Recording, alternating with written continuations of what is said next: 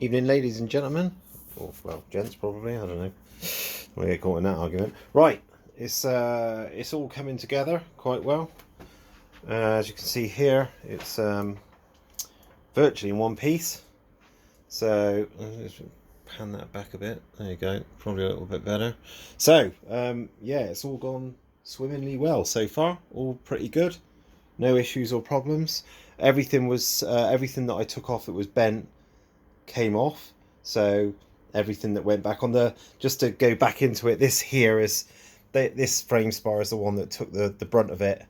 So when the new frame spar went on, it lined up in the holes perfectly, which means that there was no damage to the frame or anything like that, so that was fine. I thought I'd just do this video because it's kind of a sort of the last time before the sort of final push, as it were. I'm still waiting for the front mudguard from somewhere in Eastern Europe. It's on its way to me. And I might digress a little bit now, but where's my light? Where's my light? There's my light there. So this is my old integrated light, which had a nice crack in it for some inexplicable reason somewhere. I never know how I actually made it in there, but there's a crack in it there, and I put it in the dishwasher to give it a wash, so I usually stick most stuff in the dishwasher, and it filled with water, as you can see there. So I thought, well, it's probably had it now because it's cracked, and it's now got water in it as well. So I ordered a Blaster X light from the States, which is also on its way to me, but because I need to obviously fit the light before I fit the side panels, and the way that this bike goes back together, you fit the light, you fit the side panels, then something else clips over that panel, then something else clips over that panel. So effectively, to like, if you wanted to get to the front of the bike, you'd have to take all the panels off all the way to the back. So I can't actually do anything until the light's here, with regards to putting all the rest of the panels and the seat and everything on. So that's kind of got to sit and wait at the moment, but it should be here anytime soon. That's the now recoated subframe that's all now back on and nice, so all's nice and clean. A bit better, I think, as well, to be honest, because the old one was just alloy coloured and all pitted and horrible as well. So yeah, right, going back to it. So there's the I'll turn the bars a little bit, hopefully. There you go. So there's the kind of revamped front end, which I think looks pretty damn good, to be honest. It looks pretty spot on. So that's kind of it so far, sort of thing. Obviously, I've got my new light shroud there, so I've got to strip the front light down and put that on. There's the now recoated Brembos. So they were about 180 quid to have them re-nickel plated, but I think they've gone on there quite well, and along with the discs as well. It does look pretty tasty, the front end. I'm quite pleased with it. One thing that I did have a problem with, now I don't know if this is a problem with anyone else. I mean, I don't know anyone else that's got these Marchesini wheels, but this front wheel, the back wheel's fine, but this front wheel never fitted properly. It did fit, but I'd literally have to prise the forks apart to get the wheel in there by a good few millimeters, to the point I have a screwdriver in there with a rag wrapped around it, levering the forks apart to get it in there. So I don't know if it's just me that was like that. I've no idea. So anyway, what I did was, to get it all to level up properly, and now I've got it all perfect now, is I had to literally shave about a millimeter off of that space there, maybe about 2 mil, maybe. I essentially cut off and ended up with like a washer's thickness, so maybe about 2 mil.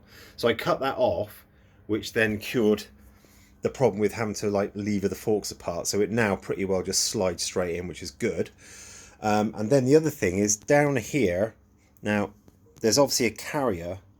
It's hard to show actually. There's a carrier that holds, you've got a carrier that bolts to the wheel, and then the carrier holds the disc.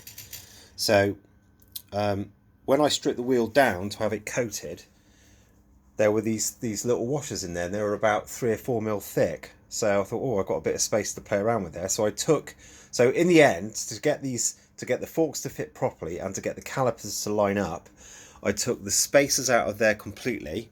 So now that caliper lines up beautifully on that disc, perfect. And then on this side, I put 2 thinner washers. So I've got about 2 mils worth of things. You can just about see it down there. To get this one to line up properly. So I don't know if they kind of got their sums wrong when they were designing it. But anyway, there you go. So the wheel fits perfectly now, which is really nice.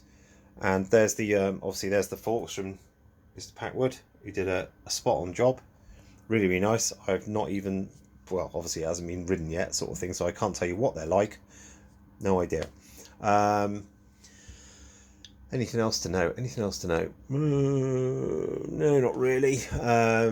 I'd say all the front ends all built back up. The new light that I had to get these from. Well, I bought one other mirror from the States. These are D-axis mirrors. You can only get them in the States. You can't seem to buy them over here, which is a bit of a pain because they cost a shed load of money because you have to pay loads of tax as well to get them. So I bought one D-axis and then kind of replaced all the scratch bits across the pair of them. But I still probably could do probably with another one, I expect, to be honest. And the other thing is, these mirrors are obviously just mirrors, but the new mirror that I got from D-axis is a slightly smoked. Like a bluey smoke colour, so it was a bit of a pain in the ass, so I couldn't really use that in the end. Anyway, so that was really it, to be honest. It was more of a, I'm just going to try and go around that side as well. So the next things I've got to do are take the generator case and the other side, the generator case and the stator case, so that's those there, because for whatever reason, those are the bits that hold the no, that way around, that hold the belly pan, and they both snapped off on both sides. So obviously to do that I've got to drain oil as well. It's a bit of a pain in the ass, but yeah, we'll probably do an oil change anyways, but it's a bit of time since I've done it. So yeah, there's all my spares, which are all going to get obviously bolted on. I don't think I'll get to it for the next few days, but I'm assuming that the light and the mudguard turn up, then it should all be ready, hopefully by the weekend. I did start it up briefly the other day, obviously just to see if once I got the new battery back into it, and got it all wired back up again to actually make sure it did start, and it started on the button. And that's why I love this bike. I love this bike because it just works. It's as simple as that. So 3 months, smashed into a Ford Focus, left standing, teaspoon of petrol in the tank, and it started on the button. Not a problem at all. And that's probably one of the reasons why I love this bike, because it just works. I know I keep saying it, but it does. It's brilliant. I love it.